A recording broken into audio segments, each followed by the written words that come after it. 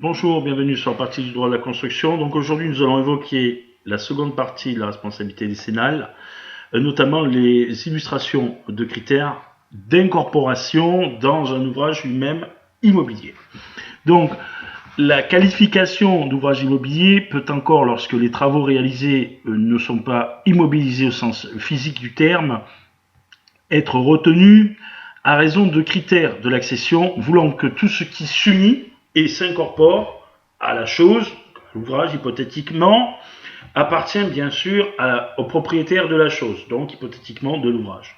Donc c'est l'article 551 du Code civil qui stipule la chose, mais qui a servi aussi de fondement de ce sujet concernant la voie prétorienne légale, pour une extension de la notion d'ouvrage.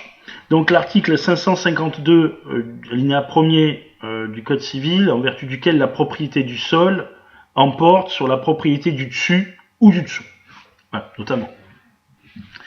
Donc la voie prétorienne légale a fait usage de ce critère d'immobilisation dans le Code civil pour l'incorporer dans l'ouvrage, dans un immeuble hypothétiquement.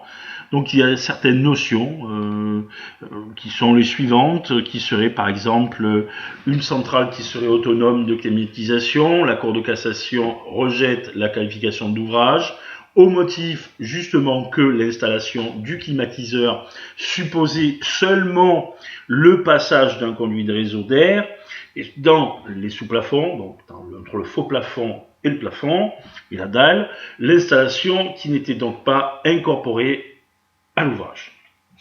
Bien, à propos de la pose d'un insert ne constituant pas la construction d'un ouvrage, dès lors que s'agissait d'un simple aménagement de la cheminée qui était préexistante, sans reprise de maçonnerie, ou inversement, s'il constituant un ouvrage, je dirais, dès lors que l'installation de la cheminée comportait notamment la création d'un conduit qui lui était maçonné, d'une sortie en toiture, ou la création d'un foyer lui fermé d'un conduit et d'un système de production de distribution d'air chaud. Voilà. Donc, à propos aussi de briques qui constitueraient un simple parement esthétique détachable sans que la structure de l'immeuble se trouve atteinte, à propos d'un silo qui serait intégré au bâtiment par uniquement une soudure, à propos d'une baignoire de balnéothérapie qui serait scellée au sol de l'immeuble mais qui serait constitutive par destination. Voilà. Donc à propos de l'aménagement d'un box sur un emplacement de stationnement en sous-sol, donc en infrastructure de l'immeuble, qui ne constituerait pas un ouvrage dès lors que les travaux consistaient dans un montage de simples cloisons uniquement scellées au sol et sans fondation, non fondées.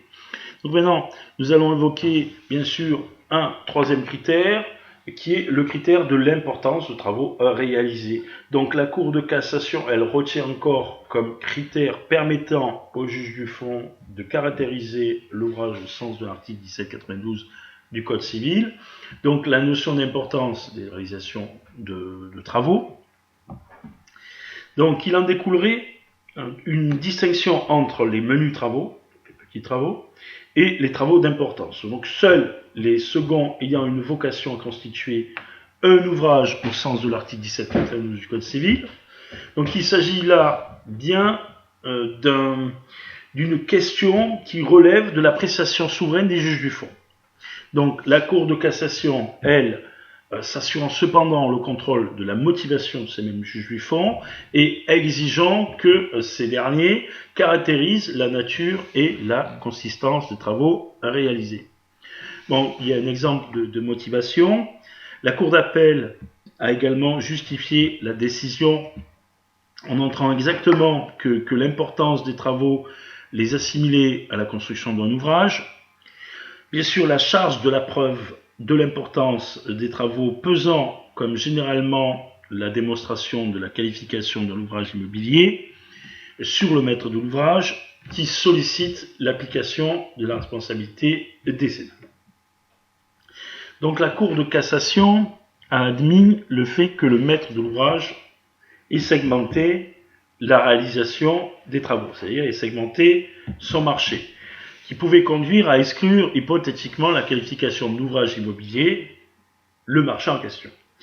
Aucune des prestations réalisées par des différents intervenants à l'acte de construire ou constructeurs, alors qu'aucun n'était chargé des travaux dans leur ensemble constitué des travaux de construction.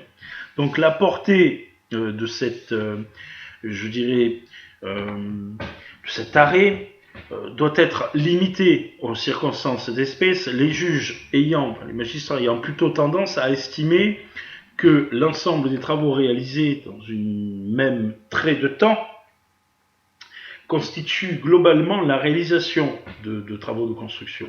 Donc ce critère est particulièrement utilisé dans les hypothèses où les travaux en question constituent des travaux sur l'existant, ou dit encore des travaux de rénovation. Donc ont été considérés comme ouvrages, à raison de l'importance des travaux réalisés, la construction d'un plancher et de cloisons qui seraient intérieures à l'immeuble. D'un enrobé hypothétiquement sur une dalle préexistante d'un court de tennis et la peinture de cet enrobé. Un traitement d'un immeuble à l'exception de rez-de-chaussée contre les insectes xylophages. La rénovation de lourde d'un restaurant, les travaux affectant la totalité de l'édifice, y compris l'étanchéité de la terrasse, qui nécessitant une intervention de plusieurs lots, tout simplement, voire corps de métier, selon le type de marché. D'importants travaux de rénovation qui impliqueraient la reprise d'une structure qui serait porteuse d'un immeuble, ou d'un élément structurel, poteau, poutre, etc. L'installation d'un système de climatisation ou d'un parc d'exploitation, la réalisation d'un revêtement de sol d'un centre commercial de 1000 m², les travaux de réfection d'aménagement de locaux commerciaux, comprenant l'enlèvement de planchers, la réalisation de nouvelles structures porteuses, ou encore une installation de climatisation en considération de sa conception, son ampleur et l'emprunt des éléments de la construction immobilière. En revanche, ne constitue pas un ouvrage au sens de la loi ou de la voie prétorienne légale utilisée, employé, tant bien administrative que judiciaire, une rénovation légère de façade consistant à un grattage uniquement de toute partie dégradée, un rattrapage des dites parties à l'identique et l'application de 2 couches de peinture. Un ravalement de façade qui s'était traduit par une modification ou une rénovation de l'ouvrage existant, une importance telle qu'elle ait pu être assimilée à une construction puisqu'elle n'avait affecté ni la structure, ni des bâtiments, ni le revêtement qui assurait une solidité ou voire même une étanchéité. Bien, la simple pose aussi de carrelage dans un appartement.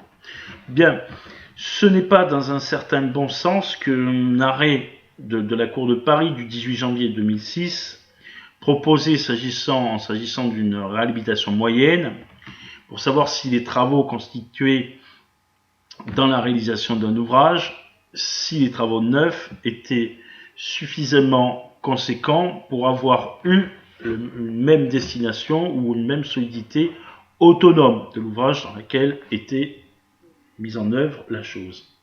Donc, les travaux de reprise, maintenant, les raisonnements ci-dessus que j'ai développés à propos des travaux sur l'existant valent parfaitement sur des travaux de reprise, donc qui doivent être entrepris lorsque l'ouvrage réalisé initialement, qu'il soit neuf ou sur de l'existant, est atteint de désordre supposant la réalisation de travaux dits de reprise. Donc dans cette hypothèse, il conviendra encore au juge de déterminer si les travaux, par leur importance ou leur nature, sont susceptibles de constituer un ouvrage immobilier. Il y a certaines topiques, c'est-à-dire c'est à ce titre qu'un arrêt du 11 mai 2010, ayant validé un arrêt d'appel, ayant relevé de la réparation des premiers désordres, qui avait été constitué à mettre en place par dessus l'ancien complexe d'étanchéité, une membrane étanche. Donc on a un complexe d'étanchéité, dessus on met une membrane étanche, celle-ci est fixée mécaniquement et la société auteur de la reprise n'était pas intervenue ponctuellement, mais globalement, donc en posant une nouvelle étanchéité sur l'ensemble de l'élément de toiture. Donc d'une rotonde notamment, qu'elle devait assurer que le dispositif qui devait être mis en place était techniquement compatible avec celui qui était conservé à droit des travaux réalisés pour éviter tout nouveau sinistre qui avait été constitué par un ouvrage s'étant substitué à l'initial. Donc un arrêt du 22 mars statuant sur des travaux, notamment de reprise, de fondation, reprise en micropieux, a ainsi estimé qu'en considération du fait qu'une première reprise qui était insuffisante était intervenue, qui était suivie d'une deuxième tout aussi insuffisante, et qui était intervenue une troisième reprise temporellement distincte, que les désordres qui avaient pris fin. Donc, une fois que les désordres avaient pris fin, après ces 3 actes d'exécution, ces 3 reprises, c'était bien 3 réceptions partant implicitement, 3 réceptions implicites, mais nécessairement 3 ouvrages. Donc, la quatrième, il y a un quatrième critère, donc là, parce que là nous avons vu la partie de travaux de reprise et la logique qui s'en tient sur les travaux de reprise. Il y a une quatrième partie, c'est certains travaux qui sont constitutifs dans une fraction d'ouvrage, comme les ouvrages de viabilité ou voire d'ossature. Donc, comme je l'ai rappelé plus en avant ou dans la première vidéo, si la législation n'a visé dans l'article 92 du Code civil que la notion d'ouvrage, l'article 1792.2 du même code s'étend encore dans l'application de la garantie décennale aux ouvrages de viabilité et d'ossature. C'est sur la base de ce texte qui s'ajoute et complète au sens traditionnel de l'ouvrage, entendu comme bâtiment, la jurisprudence, c'est-à-dire la voie prétorienne légale, qui a admis que relever de la garantie décennale au sens de la considération même de leur rattachement à un bâtiment, les voies de réseau divers, RD, autrement dit RD, oui, et ceux, je dirais, qui ne sont pas rattachés au bâtiment.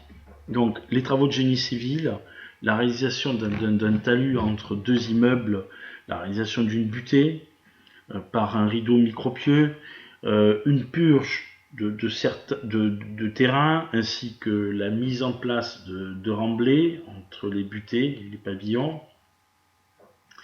le terrassement en vue d'une plateforme destinée à recevoir un bâtiment, des travaux de drainage, la réalisation d'un mur de soutènement, un remblai de talus, voilà, la réalisation d'une digue ou d'une retenue collinaire. En revanche, un simple enrochement réalisé au pied d'un talus naturel ne constituerait pas un ouvrage. Donc maintenant, on va évoquer les problèmes qui sont liés à la réalisation de travaux dans un ouvrage qui serait existant. La qualification d'ouvrage n'est pas limitée aux seuls travaux consistant à édifier ou à construire ex nihilo. C'est-à-dire qu'elle peut parfaitement, comme l'a admis la jurisprudence, s'appliquer aux travaux intervenant dans un ouvrage ou bien dans un bâtiment qui serait existant. Travaux intervenant dans désormais parfois des travaux de rénovation ou des travaux de réhabilitation. Donc, ou encore de reprise lorsqu'il s'agit de faire disparaître des malfaçons ou des non-façons ou des désordres qui affectent le dit ouvrage du bâtiment ou le dit bâtiment. Voilà. Donc la qualification d'ouvrage peut, enfin, ces travaux a été retenue au moyen des différents critères qui vont être énoncés, que je vais vous énoncer ou que j'ai énoncé par précédemment, le complément de critères qui va être énoncé suivant. Voilà. À titre d'exemple, le raisonnement ne différant en rien avec ce qui a été énoncé et suivant la jurisprudence a retenu la qualification d'ouvrage pour des travaux sur existants en ce qui fondant sur le critère de l'ampleur des travaux, la construction de planchers et de cloisons intérieures de l'immeuble, la pose d'un enrobé préexistant dans un court de tennis, la peinture de cet enrobé, les travaux portant sur les murs, les cloisons, les planchers, les plafonds, les isolations, l'immeuble existant pour des montants supérieurs à 20 000 euros, qui seraient constitutifs d'une rénovation dite lourde. L'installation d'une climatisation dans un parc d'exploitation, la reprise de toiture constituant dans sa dépose la réalisation d'une sous-toiture en feutre toilé notamment, la pose de nouvelles tuiles, de chaînons et descentes d'eau pluviale notamment, la démolition de reconstruction de carreaux en briques, la pose d'un parquet et la réalisation d'une cuisine, de WC, de salle de bain, la réalisation d'un complexe d'isolation et d'étanchéité sur une tour existante.